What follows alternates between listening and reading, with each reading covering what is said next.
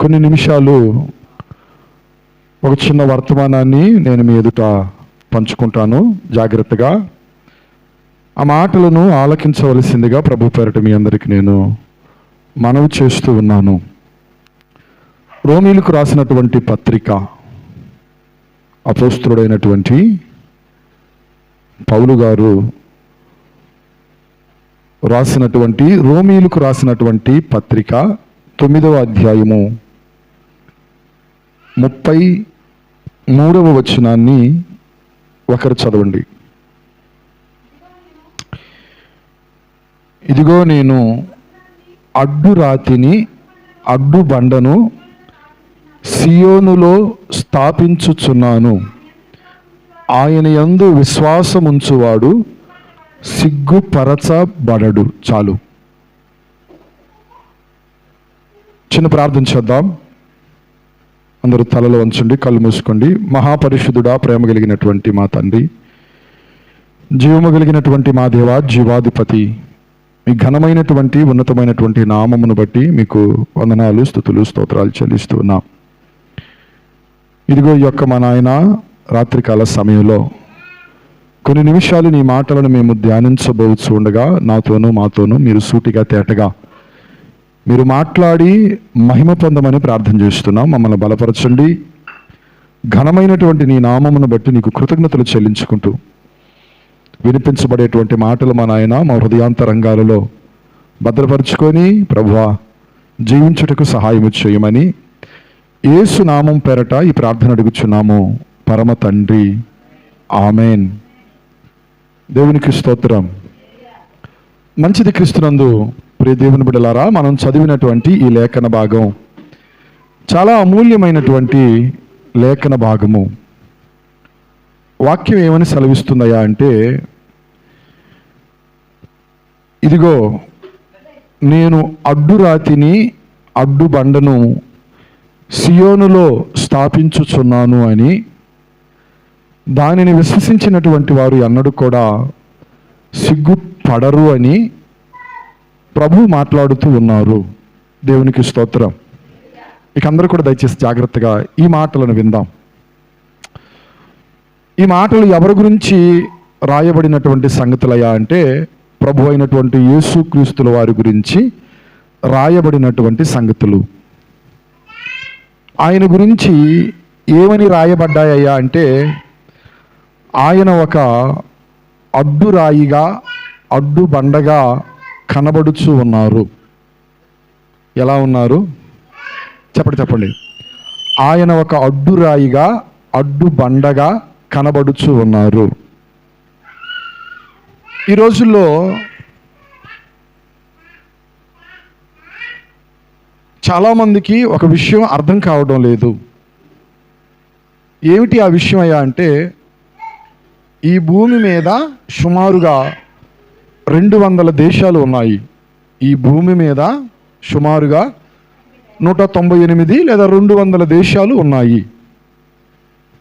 ఈ 200 దేశాలలో మెజారిటీ అనగా ఎక్కువ దేశాలు యేసుక్రీస్తుని స్వరక్షకుడిగా అంగీకరించి ఆయనను ఆరాధన చేసుకుంటా ఉన్నాయి. అడపా అక్కడిక్కడ చిల్లరగా లేదా 1-2 దేశాలు, అందులో కూడా కొంతమంది ప్రజలు ఇంకా వారేదో వారి ఇష్టానుసారంగా వారికి నచ్చినటువంటి, వారు మెచ్చినటువంటి, వారి హృదయము తోచినటువంటి వాటిని కొలుస్తూ ఆరాధన చేసుకుంటూ ఉన్నారు. అయితే యావత్ ప్రపంచానికి కూడా ఒక ప్రశ్నగానే మిగిలిపోతా ఉన్నది. వై? ఎందుకు అందరూ యేసు ప్రభువునే నమ్ముకుంటున్నారు?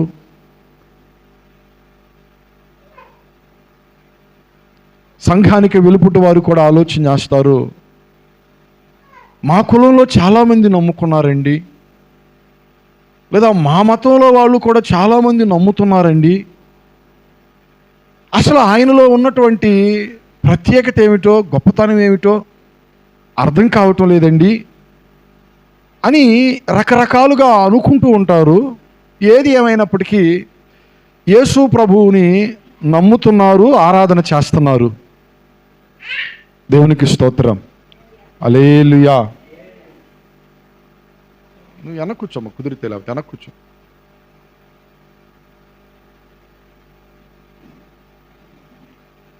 యేసు ప్రభు పుట్టినప్పుడే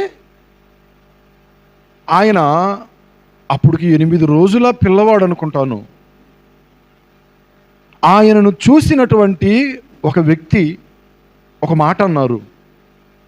మీరు చదవండి ఆ మాటలు. లూకా రాసిన సువార్త,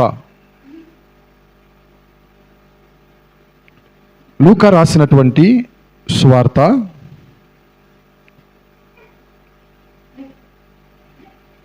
2వ అధ్యాయం 34 నుంచి చదువుదాం. సిమెయోను వారిని దీవించి, ఇదిగో అనేక హృదయాలోచనలు బయలుపడినట్లు ఇశ్రాయేలులో అనేకులు పడుటకును తిరిగి లేచుటకును వివాదాస్పదమైన గుర్తుగా ఈయన నియమింపబడి ఉన్నాడు. చాలు, మనకందరికీ బాగా తెలుసు. యేసుక్రీస్తు పుట్టినప్పుడు 8వ రోజున, ఎన్నో రోజున? 8వ రోజున ఆయనకు సున్నతి చేయబడటానికి ఆయనను దేవాలయంలోనికి తీసుకుని వెళ్ళారు. అక్కడ సిమెయోను అనేటువంటి గొప్ప ప్రవక్త, ఒక పెద్ద ఆయన ఉన్నారు. ఆ పొత్తిళ్లలో, ఆ చేతులలో ఉన్నటువంటి ఆ 8 రోజుల ఆ పసిబాలుడిగా ఉన్నటువంటి యేసు ప్రభువును చూచి మరియతోనూ యోసేపుతోనూ అక్కడున్న ప్రజలతోనూ మంచి మాట అంటున్నారు. ఈయన అనేకులు పడటానికి తిరిగి లేవడానికి ఒక వివాదాస్పదమైనటువంటి గుర్తుగా ఈయన ఉన్నారు అని అంటున్నాడు. దేవునికి స్తోత్రం చెప్పండి. హల్లెలూయా. మీకు అర్థమైందా? ఈరోజు కూడా చాలామంది ఆలోచించేది ఏమిటయా అంటే, అలా వాళ్ళు నమ్ముకున్నారు, వీళ్ళు నమ్ముకున్నారు, వీళ్ళు నమ్ముకుంటున్నారు. కులాలతో సంబంధం లేకుండా, మతాలతో సంబంధం లేకుండా, ప్రాంతాలతో సంబంధం లేకుండా, భాషలతో, వర్గాలతో సంబంధం లేకుండా యేసు ప్రభు వైపుకు తిరుగుతున్నారు. మా తలలు పోతున్నాయి. ఎందుకు నమ్ముతున్నారు? ఆయనలో ఉన్నటువంటి విశిష్టత ఏమిటి? గొప్పతనం ఏమిటి? ఆయనలో ఉన్నటువంటి ప్రత్యేకత ఏమిటి? అందరూ ఆయన వైపుకు తిరుగుతున్నారు. మనం మార్కు సువార్తలో చూస్తాం. ఓ చోటకు మంచి మాట రాయబడింది, లోకమంతయు ఆయన వెంట వెళ్ళెను అని చెప్పని. దేవునికి స్తోత్రం చెప్పండి. ఈ మాట బాగుంది కదా. లోకమంతయు ఆయన వెంట వెళ్ళిపోతుంది, ఆయన వెంబడిస్తూ ఉంది. నా దేవుని పిల్లరా, ఆయన ఒక అడ్డు రాయిగా, ఒక అడ్డు బండగా మనం చూస్తూ ఉన్నాము. కొన్ని అడ్డులు మంచిదే. స్తోత్రం చెప్పండి. నా మాట మీకు అర్థమవుతుందా? కొన్ని అడ్డులు మంచిదే. ఓసారి అబ్రహాము అనేటువంటి వ్యక్తి తన భార్యని తీసుకొని ఓ ప్రాంతానికి వెళ్ళాడు.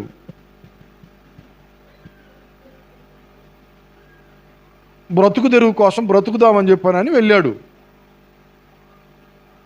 అక్కడ ఉన్నటువంటి రాజుగారు ఆమెను చూచి, ఆమె చాలా అందముగా ఉన్నసరికే అసలు ఈమె ఎవరు, ఈమె పుట్టుపూర్వోత్తరాలు ఏమిటి అని చెప్పానని ఎంక్వైరీ చేస్తున్నాడు. అబ్రహాం అంటాడు, నువ్వు చాలా అందంగా ఉన్నావు, ఇక్కడ వాళ్ళు గనక నన్ను నీ భర్తగా పరిచయం చేసావు అనుకో, వాళ్ళు నన్ను చంపి నిన్ను ఏమైనా చేస్తారు.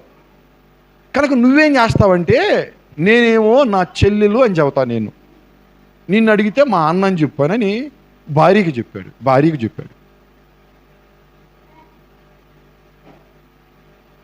ఓ రోజున అబీమెలెకు అనేటువంటి రాజు ఆమెను గురించి వాకప్ చేస్తూ ఉంటుంటే, చదవండి ఆ మాటలో. ఆదికాండము 20వ అధ్యాయం. ఆదికాండము 20వ అధ్యాయము.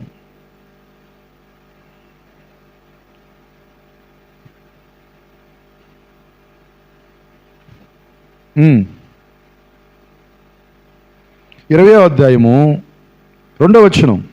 అప్పుడు అబ్రహాము తన భార్య అయిన శారాను గూర్చి ఈమె నా చెల్లెలని చెప్పెను గనుక గెరారు రాజైన అబీమెలెకు శారాను పిలిపించి తన ఇంట చేర్చుకొనెను.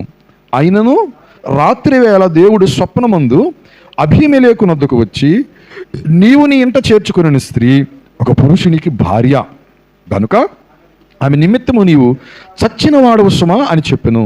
అయితే అబీమెలెకు ఆమెతో పోలేదు గనక అతడు, ప్రభువా, ఇట్టి నీతి గల జనమును హతము చేయుదువా? ఈమె నా చెల్లెలను అతడు నాతో చెప్పలేదా? మరియు ఆమె కూడా అతడు నా అన్న అనెను. నేను చేతులతో ఏ దోషము చేయక యథార్థ హృదయముతో ఈ పని చేసి తినను. అందుకు దేవుడు, అవును, యథార్థ హృదయముతో దీనిని చేసితివని నేను ఎరుగుదును. మరియు నీవు నాకు విరోధముగా పాపము చేయకుండా నేను నిన్ను అడ్డగించి తిని, అందుకే నేను నిన్ను ఆమెను ముట్టనీయలేదు. దేవునికి స్తోత్రం చెప్పండి. ఏమండి, అబీమెలెకు అనేటువంటి రాజు ఎవరిని? శారాని పిలిపించి ఎవరిని ఏమండి? శారాని పిలిపించి ఏమని అడుగుతున్నాడు? దేవునికి స్తోత్రం, హల్లెలూయా. ఏమండి, ఏమని అడుగుతున్నాడు? నాకు భర్త లేడని ఆమె చెబుతుంది, ఇతను నా అన్నని చెబుతుంది, ఆయన ఏమో నా చెల్లెలని చెబుతున్నాడు. అబ్రహాం ఇంట్లో చేర్చుకున్నాడంట అబీమెలెకు. అయితే ఆమెను ఏమీ చేయలేదు, కానీ రాజు కదండి, ఏమైనా చేయొచ్చు. రాజుకు అడ్డం లేదు కదా, రాజుకు ఆటంకం లేదు కదా, ఏమైనా చేయవచ్చు. కానీ అబీమెలెకు అంటాడు, నేను ఆమెను ముట్టలేదు, నేను ఆమెను తాకలేదు. అప్పుడు దేవుడు అంటున్నాడు, నువ్వు యథార్థమైనటువంటి హృదయంతో నువ్వు నడుచుకున్నావు అన్న సంగతి నాకు తెలుసు. అయినా సరే ఆమెను ముట్టకుండా నేను అడ్డుపడ్డాను. దేవునికి స్తోత్రం చెప్పండి, హల్లెలూయా. ఒక వ్యక్తి తాను చేయాలి అనుకునేటువంటి దోషము కానివ్వండి, పాపము కానివ్వండి, నేరము కానివ్వండి, ఏమండి, లేదా దేవునికి వ్యతిరేక్తమైనటువంటి పనులు కానివ్వండి, వాట్ ఎవర్ ఏమైనా సరే, అవన్నీ కూడా చాలామంది అంటూ ఉంటారండి. ఏమనయ్యా అంటే, నేను పదే పదే పాపములో పడిపోతున్నాను. నేను ఏదైతే చేయవద్దు అని అనుకుంటున్నానో దాన్నే చేస్తున్నాను. నేను చూడకూడదు అని అనుకుంటాను, దాన్నే చూస్తున్నాను. నేను ఈ మాట పలకూడదు అని అనుకుంటాను, దాన్నే పలుకుతున్నాను. చెడు సంగతుల గురించి నేను మాట్లాడకూడదు, ఇతరుల గురించి చెడ్డగా మాట్లాడకూడదు అని నేను అనుకుంటాను, కానీ ఎందుకో వాటి గురించే మాట్లాడుతూ ఉంటాను. నేను ఏదైతే చేయకూడదు, ఇది దేవునికి వ్యతిరేక్తమైనది అని అనుకుంటున్నానో, నేను మరలా దానినే జరిగిస్తున్నాను. పదే పడిపోతున్నాను, నిలబడలేకపోతున్నాను, నా వల్ల కావడం లేదు అని చెప్పానండి. నా ప్రియ సహోదరి, నా ప్రియ సహోదరుడా, ఒక వ్యక్తి ఆత్మీయతలో స్థిరమైనటువంటి స్థితిలో, లేదా స్థిరంగా బలపరచబడాలి, స్థిరమైనటువంటి స్థితిలో నిలవబడాలి అని అనుకుంటున్నప్పుడు అతడికి దేవుని యొక్క సహాయము చాలా అవసరము. దేవునికి స్తోత్రం చెప్పండి, హల్లెలూయా. నేను కొంతమందిని ప్రార్థనకు పిలుస్తాను. వాళ్ళు ఏమంటారయ్యా అంటే, మేము రామండి అని అంటారు. ఎందుకు రాదు అని అంటే, నాకు ఒక బలహీనత ఉన్నది. ఈ సిగరెట్ నేను తాగుతానండి, ఈ బీడీ నేను తాగుతానండి, ఈ సారాయి నేను తాగుతానండి, ఈ కైనీ నేను తింటానండి, ఈ బలహీనత నాలో ఉందండి, కనుక నేను ఏ రీతిగా మందిరానికి వచ్చేది?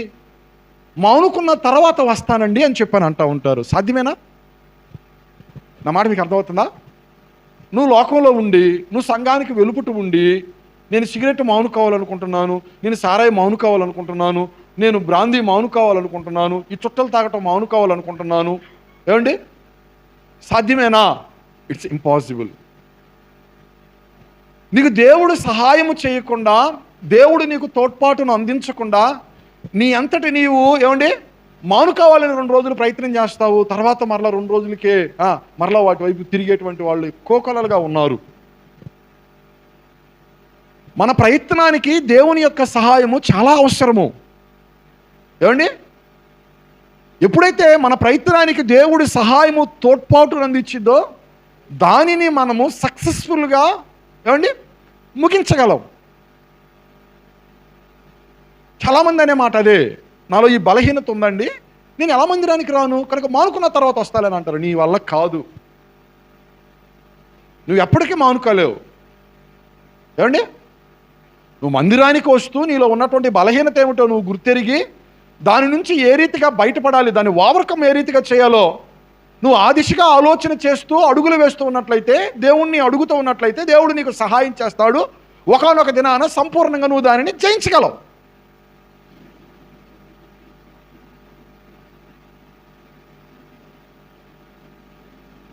అబీమెలెకుతో దేవుడు అంటూ ఉన్నాడు, నీవు పాపము చేయకుండా, నీవు దోషము చేయకుండా నేను అడ్డుపడ్డాను అని చెప్పాను. దేవునికి స్తోత్రం చేద్దామా? హల్లెలూయా. కీర్తనాకారుడు కూడా ఇటువంటి మాటే పలుకుతాడు. ఏమండి,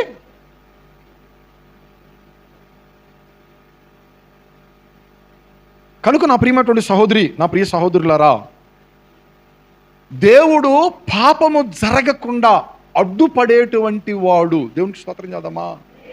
హల్లెలూయా. చెప్పాలి హల్లెలూయా. ఏమండి, అడ్డుపడతాడా? ఖచ్చితంగా అడ్డుపడతాడు.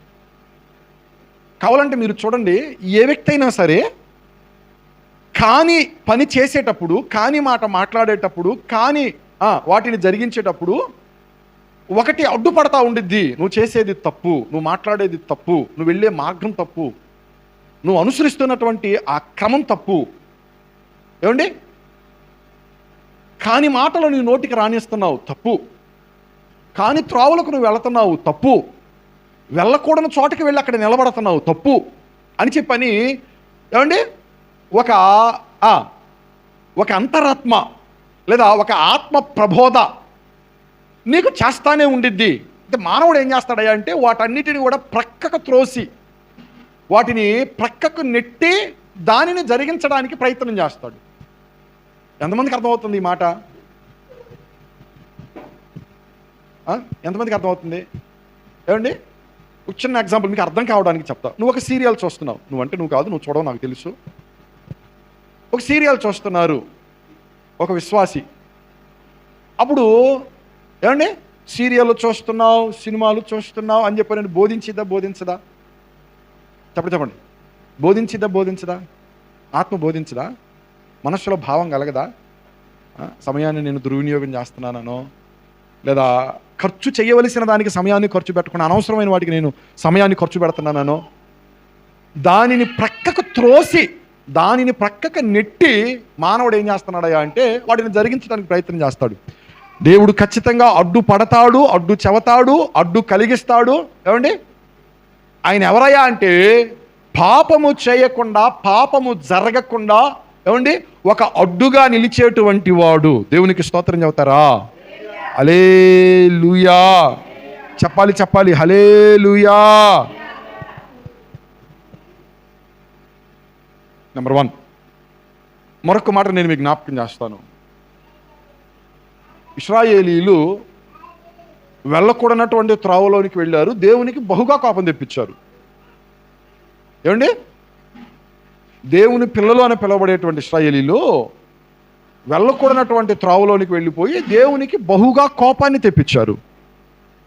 అలా కోపాన్ని తెప్పించినప్పుడు దేవుడు ఏమంటాడయా అంటే వాళ్ళని నశింపచేస్తా, క్రొత్త జనాంగాన్ని పుట్టిస్తా, వాళ్ళు వద్దు అని అంటాడు. అప్పుడు ఒక వ్యక్తి ఉన్నాడండి, మోషే. ఆయన ఏం చేస్తున్నాడయా అంటే అడ్డుపడుతున్నాడంట. చదవండి ఆ మాటలో, 106వ కీర్తన 23వ వచనం. 106వ కీర్తన 23వ వచనం.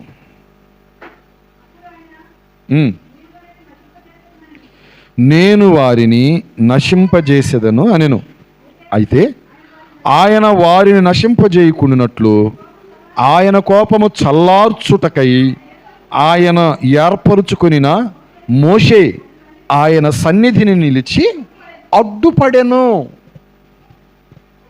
ఏమండి, ఇశ్రాయేలీయులను నడిపించేటువంటి నాయకుడు మోషే. ఏమండి, ఇశ్రాయేలీయుల జనాంగాన్ని నడిపించేటువంటి నాయకుడు మోషే. ఇప్పుడు నాయకుడుగా ఉన్నటువంటి మోషే ఏమండి ప్రజల మీదకి దేవుని తీక్షణమైనటువంటి కోపం వచ్చి పైన పడుతుంటే ఈ మోషే ఏం చేశాడయ్యా అంటే అడ్డుపడుతున్నాడంట. దేవునికి స్తోత్రం చెప్తారా? హల్లెలూయా. ద్వితీయోపదేశకాండంలో 9వ అధ్యాయం 14వ వచనంలో ఈ మాటని మనం చూస్తాం. ద్వితీయోపదేశకాండం 9వ అధ్యాయం 14వ వచనం.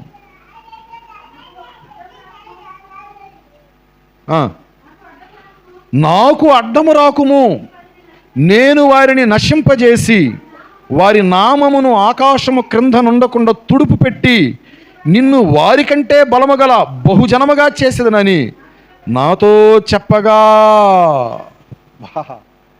ఏండి, ఇశ్రాయేలీయుల గురించి మోషేతో దేవుడు మాట్లాడుతున్నాడు. వారి చేష్టలు, వారి క్రియలు దేవునికి బహుకోపాన్ని తెప్పించాయి. అప్పుడు ఏం చేస్తున్నాడయా అంటే ఈ మోషే అడ్డుపడి, నాయనా వారు చేసినటువంటి పాపము నా పాపముగా పరిగణించండి అని అంటున్నాడు. ఇంకా అవసరమైతే వారి పేరు తుడిపి పెట్టడం కాదు, నా పేరు తుడిచిపెట్టండి జీవగ్రంథంలో నుంచి. ఎంతటి త్యాగానికి పూనుకుంటున్నాడండి ఆ గొప్ప దైవజనుడు. నా మాట మీకు అర్థమవుతుందా? ఏమండి, ఎంతటి గొప్ప త్యాగానికి పూనుకుంటున్నాడు. ఏమని? వారి బదులుగా నా పేరుని జీవగ్రంథంలో నుంచి తుడిచివేయండి, వాళ్ళ పేర్లు తీసేయబాక నాయనా.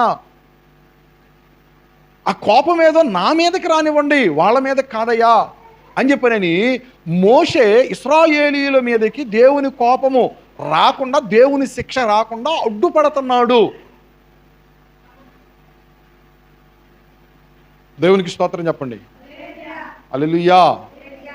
ఏం చేస్తున్నాడు? ఏమండి, అడ్డుపడుతున్నాడు.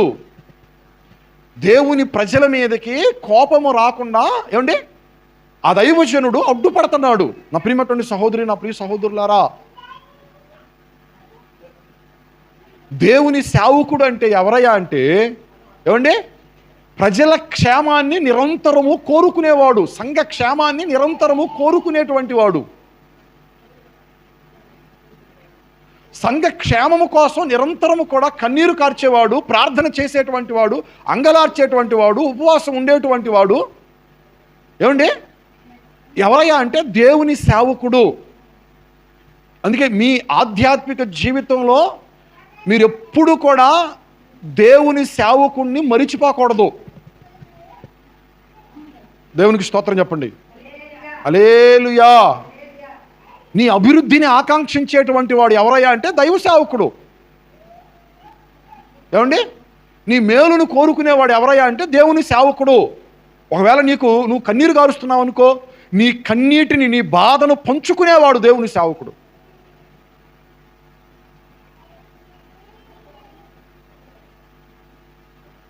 చాలామందికి దేవుని సేవకుని యొక్క విలువ తెలియదు. నా వైపు చూడండి. ఓ ప్రాంతంలో పాస్టర్ గారు 42 సంవత్సరాలు సేవ చేశారు. 42 సంవత్సరాలు.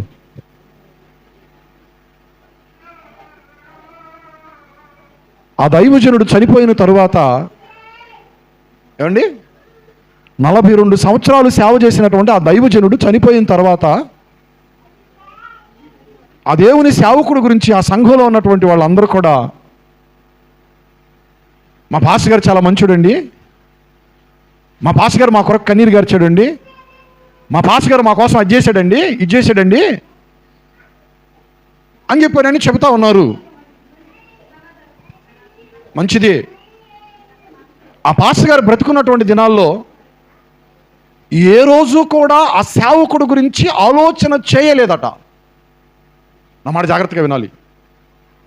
ఆ సేవకుడు బ్రతుకున్నటువంటి దినాల్లో ఏ రోజును కూడా ఆ దైవజనుడి గురించి ఆలోచన చేయలేదు. ఏమండి, నేను శుభ్రంగా మంచి ఆహారాన్ని భోజనం చేస్తున్నాను, మరి నా ఆత్మను పోషిస్తున్నటువంటి దేవుని సేవకుడు ఆయన గారు పోషించబడుతున్నారా అని ఏ రోజున కూడా ఆలోచన చేయలేదు. వాక్యం ఏమని సెలవిస్తుందయ్యా అంటే, మీ ఆత్మలను కాయువారు ఏమండి వారు మీ మీద నాయకులుగా ఉన్నారు, శ్రేష్టమైనటువంటి వాటిని ఇవ్వండి అని వాక్యం చెబుతుంది. ఎలాంటి ఇవ్వాలంట? ఎలాంటి అంట? శ్రేష్టమైనవి. ఇంకొక మంచి మాట అంటాడు, నూర్చేటువంటి ఎద్దు మూతికి కళ్ళము త్రొక్కుచున్నప్పుడు ఆ ఎద్దు మూతికి చిక్కము పెట్టకూడదు అని అంటాడు. ఏమండి, ఓ సంఘంలో 10 మంది ఉన్నారనుకోండి, అలా వాళ్ళు చూసుకుంటారులే, వీళ్ళు చూసుకుంటారులే, లేదా వాళ్ళు చేస్తారులే వీళ్ళు చేస్తారులే అన్నటువంటి రీతిగా కాకుండా, ఆ దైవజనుడు అందరి ఆత్మల కొరకు ప్రయాసపడుతున్నటువంటి దేవుని సేవకుడు కాబట్టి ఆ దైవజనుడు గురించి అందరూ ఆలోచన చేయాలి. నేటికి కూడా సంవత్సరాలు సేవా పరిచర్య జరిగిస్తా. ఏమండి, క్రిస్మస్లు పోతూ ఉంటాయి, న్యూ ఇయర్లు పోతూ ఉంటాయి, లేకపోతే పండగలు ఎన్నో పోతూ ఉంటాయి. దేవుని సేవకుడు కుటుంబానికి ఓ జత వస్త్రాలు పెడదాము, కనీసం సంవత్సరానికి ఒక్కసారైనా మా కుటుంబం తరపున అని ఆలోచన చేయనటువంటి వారు కోకొల్లలుగా కనబడతా ఉంటారు. ప్రియ దైవ జనాంగమా, నీవు ఆ స్థితిలో ఉండకూడదు.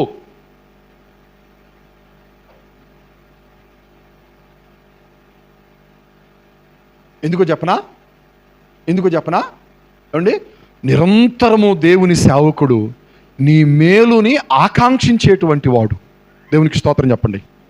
హల్లెలూయా. ఏమండి, నిరంతరము కూడా నీ మేలుని ఆకాంక్షించేవాడు దైవజనుడు. పౌలు అంటాడు, మిమ్మల్ని నా హృదయంలో పెట్టుకున్నాను. ఇక్కడ కాదు, మిమ్ములను నా హృదయంలో పెట్టుకున్నా నేను. మరి నన్ను మీరు ఎక్కడ పెట్టుకున్నారు? ఏమండి, మోషే అంటున్నాడండి, వాళ్ళ పాపం నా పాపముగా పరిగణించండి, నా పేరు తుడిపి పెట్టండి. దేవునికి స్తోత్రం చేద్దామా? హల్లెలూయా. చెప్పాలి హల్లెలూయా. దేవుని పిల్లరా, మరొక విషయాన్ని నేను మీకు జ్ఞాపకం చేస్తాను. చదవండి ఆ మాటలు. సమూయేలు 2వ గ్రంథము 24వ అధ్యాయం. సమూయేలు 2వ గ్రంథము 24వ అధ్యాయము 7వ వచనం.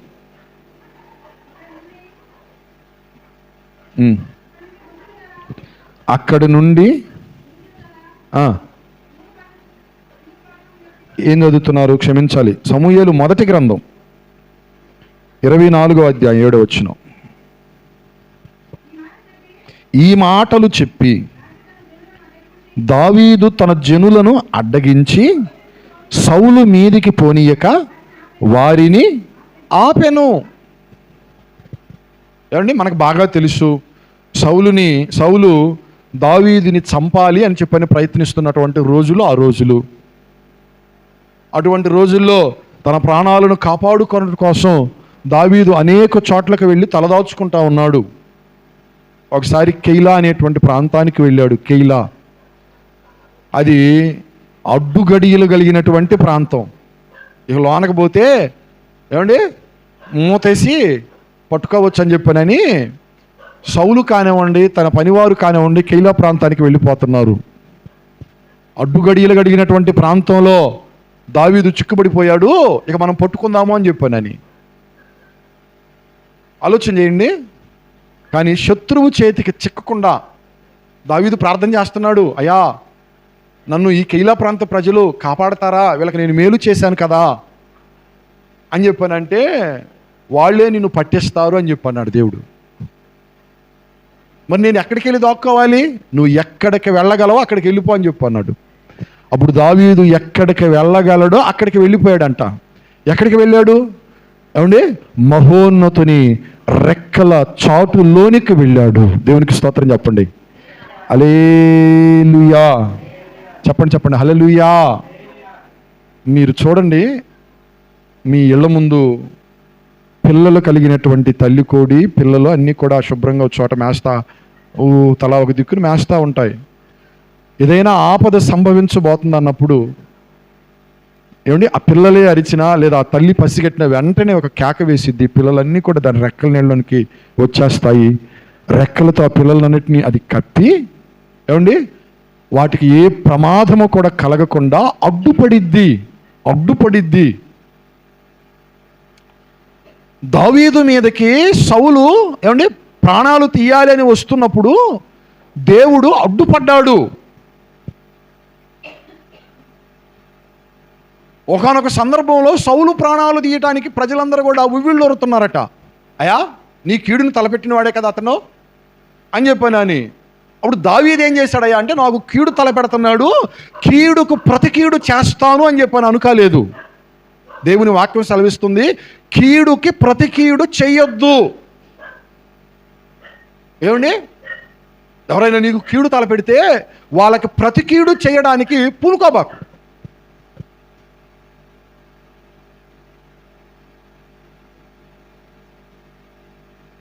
ప్రజలకి అడ్డుపడుతున్నాడు.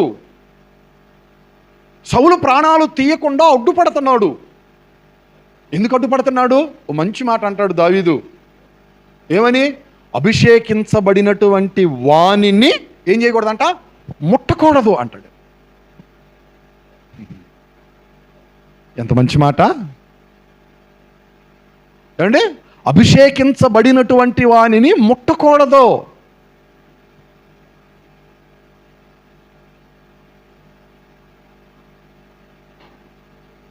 ఈ రోజుల్లో చాలామంది నోరు పారేసుకుంటూ ఉంటారు. దేవుని సేవకుల మీదే కానివ్వండి, దేవుని సంఘం మీదే కానివ్వండి. ఏమండి ఓ పోతుందండి అల్లులు ఈ బ్యాచ్. ఏ బ్యాచ్ అంట?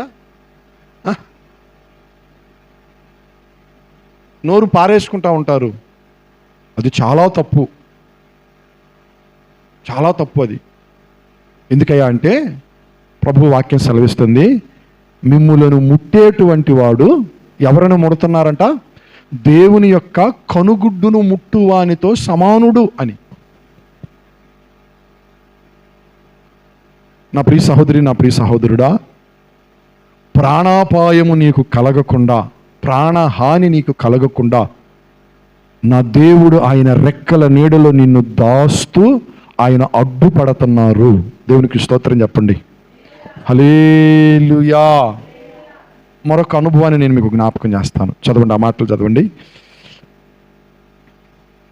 పేతురు రాసినటువంటి 2వ పత్రిక 2వ అధ్యాయము 16వ వచనం. పేతురు 2వ పత్రిక 2వ అధ్యాయము 16వ వచనం. ఆ బిలాము దుర్నీతి వలన కలిగేటువంటి బహుమానాన్ని ప్రేమించాడు. అయితే తాను చేసిన అతిక్రమము నిమిత్తము అతడు గద్దింపబడెను. ఎట్లనగా నోరు లేని గార్ధబము మానవ స్వరముతో మాట్లాడి ఆ ప్రవక్త యొక్క వెర్రితనమును అది అడ్డగించెను. ఎవరో? బిలాము.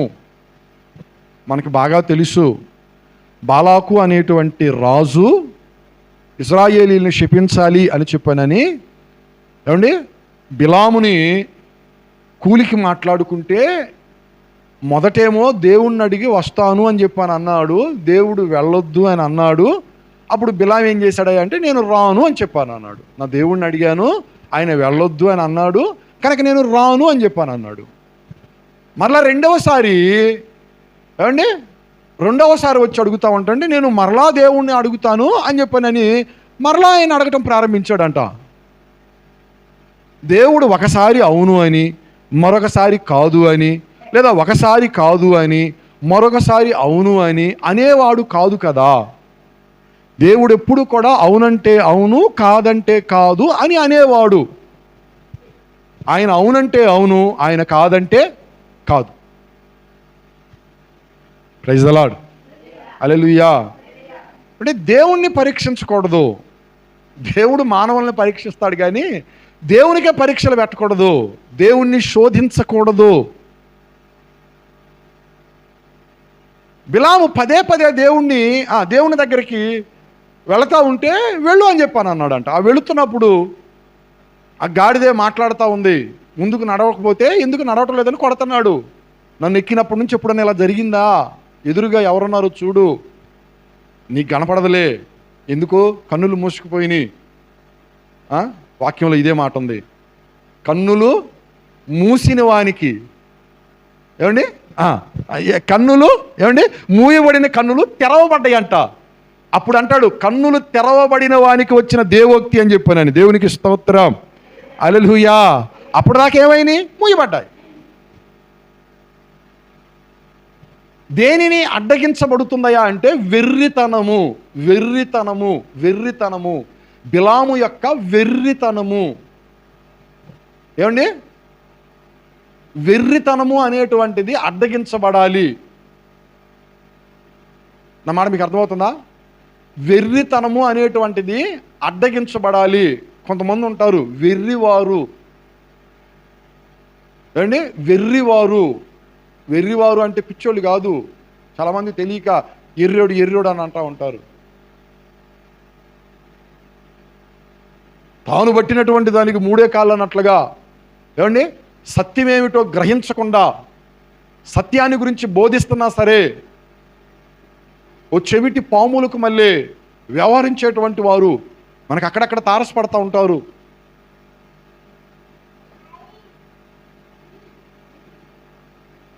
పౌలు గారు ఒకసారి ఇలాగే ప్రసంగం చేస్తూ ఉన్నాడు. ఆయన మంచి విషయాలు చెబుతూ ఉంటుంటే అక్కడ ఉన్న వాళ్ళు అంటారు, ఓ పౌలా నీకు వెర్రి పట్టినది అని అంటున్నారు. అన్నమాట మీకు అర్థమవుతుందా?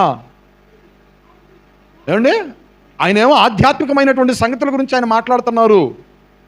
ఎందుకు మీరు గుడ్డివారుగా మార్చబడుతున్నారు? కన్నులు తెరవండి, సత్యం ఏమిటో గ్రహించండి. ఈ లోకంలో ఉన్నటువంటివి స్థిరము అని చెప్పారని మీరు భావిస్తున్నారా? ఏది స్థిరమైనది కాదు కదా. స్థిరులు ఎవరో లేరు కదా. స్థిరమైనవి కొన్ని ఉన్నాయి. ఏమండి? ఆధ్యాత్మిక విషయాలు పౌలు గారు బోధిస్తూ ఉంటుంటే వాళ్ళు అంటున్నారు అక్కడ ఉన్న వాళ్ళు, నీకు వెర్రి పట్టినది, నువ్వు వెర్రివాడివి అని చెప్పానని.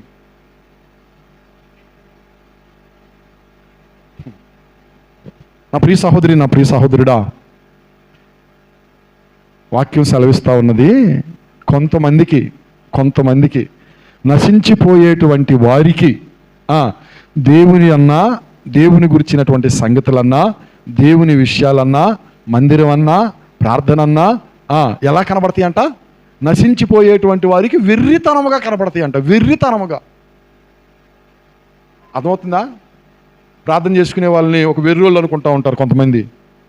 మందిరాలకు వెళ్ళే వాళ్ళని ఒక వెర్రోళ్ళు అనుకుంటా ఉంటారు. ఏమండి?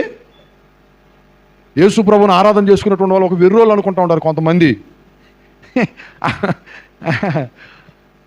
వాళ్ళు ఎర్రివాళ్ళు కాదు, జ్ఞానవంతులు. నేనంటలా, దేవుడే అంటున్నాడు, యెహోవా యందు భయభక్తులు కలిగి ఉండుట జ్ఞానమునకు మూలము.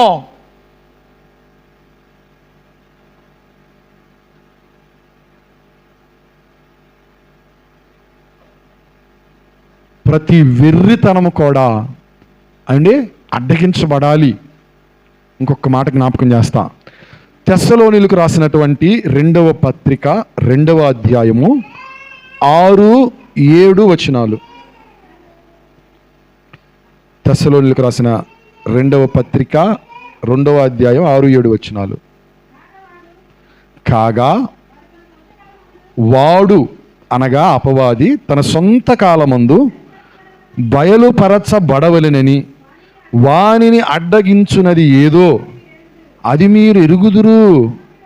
ధర్మ విరోధ సంబంధమైన మర్మము ఇప్పటికే క్రియ చేయుచున్నది కానీ ఇది వరకు అడ్డగించుచున్నవాడు మధ్య నుండి తీసివేయబడు వరకే అడ్డగించును. దేవునికి స్తోత్రం.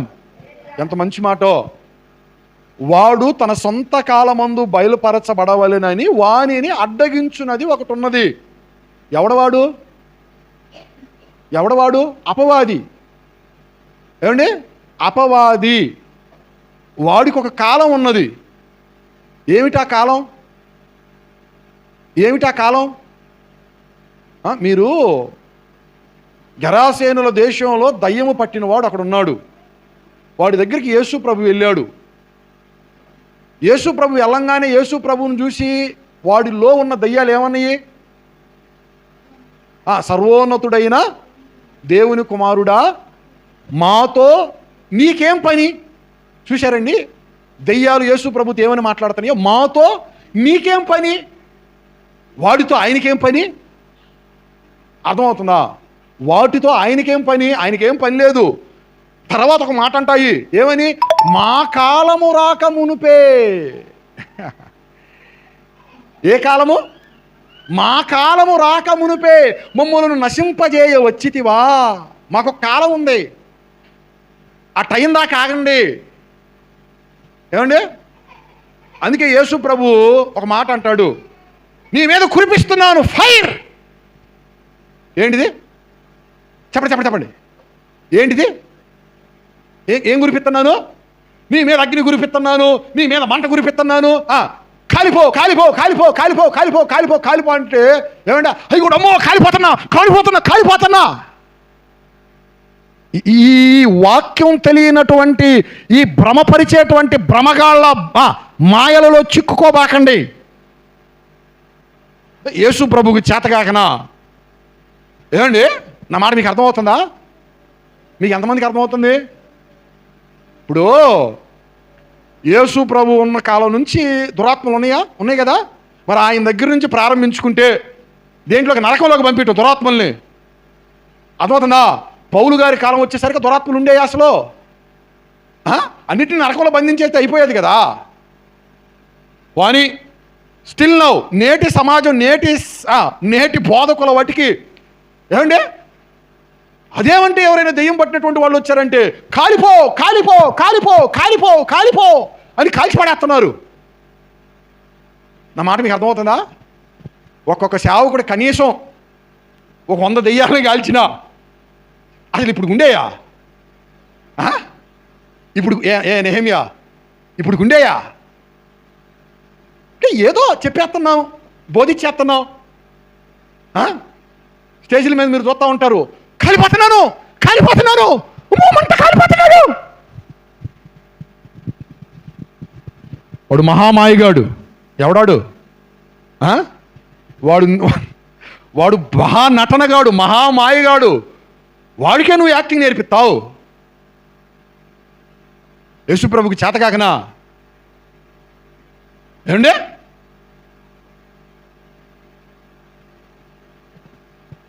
అవి అంటున్నాయి, మాకు ఒక కాలం ఉన్నది, ఆ కాలము రాక మునిపే మమ్ములను నశింపచేయి నువ్వు వచ్చావా. అప్పుడు ఆయన ఏం చేసి, ఆయన ఏమన్నాడు? వీనిని విడిచి చెప్పరా, తెరవండి, ఎక్కడికి వెళ్ళమన్నాడు? పందులలోనికి వెళ్ళండి అని చెప్పాను అన్నాడు. అప్పుడు అవి ఏం చేశాయి? పందుల్లోకి వెళ్ళిపోయాయి. ఏమండి? ఎక్కడికి వెళ్ళిపోయాయి? పందులలోనికి వెళ్ళిపోయాయి. యేసు ప్రభు మొత్తాన్ని కట్టకట్టి పాతాళంలో వేయలేదు.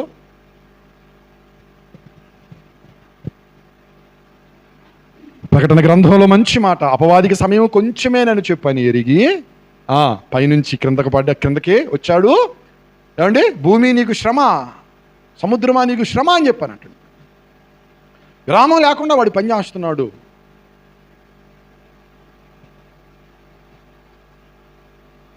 నా దేవుని పిల్లరా,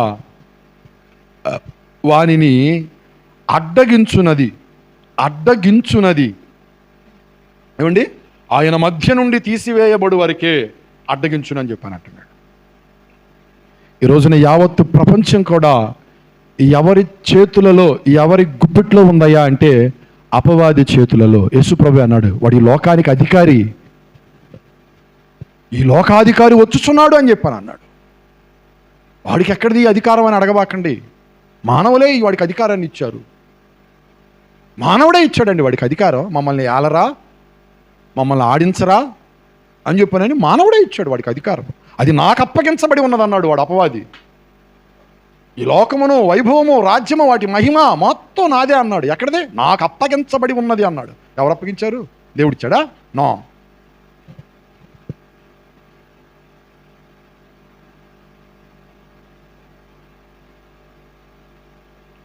ఆ దేవుని ప్రియారా, ఆయన ఒక అడ్డు రాయిగా, ఆయన ఒక అడ్డు రాతిగా మనం చూస్తున్నాం. పాపము చేయకుండా ఆయన ఒక అడ్డురాయిగా కనబడుతున్నారు. దేవునికి స్తోత్రం. శత్రువు వలన ప్రాణహాని కలగకుండా ఆయన సీయోనులో స్థాపించినటువంటి ఒక అడ్డు బండగా ఆయన కనబడుతున్నారు. దేవునికి స్తోత్రం కలుగును గాక.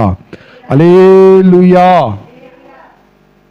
అందుకే ఆయన అంటున్నాడు, ఇదిగో నేను ఒక అడ్డు రాతిని, ఒక అడ్డు బండను సీయోనులో స్థాపించుచున్నాను. దాని యందు విశ్వాసం ఉంచిన వారు ఏ ఒక్కరు కూడా సిగ్గుపడరు, సిగ్గుపడరు, సిగ్గుపడరు. దేవునికి స్తోత్రం కలుగును గాక. హల్లెలూయా, హల్లెలూయా. అందరూ కళ్ళు మూసుకుందాం, ప్రార్థన చేద్దాం. కళ్ళు మూసుకుందాం, ప్రార్థన చేద్దాం.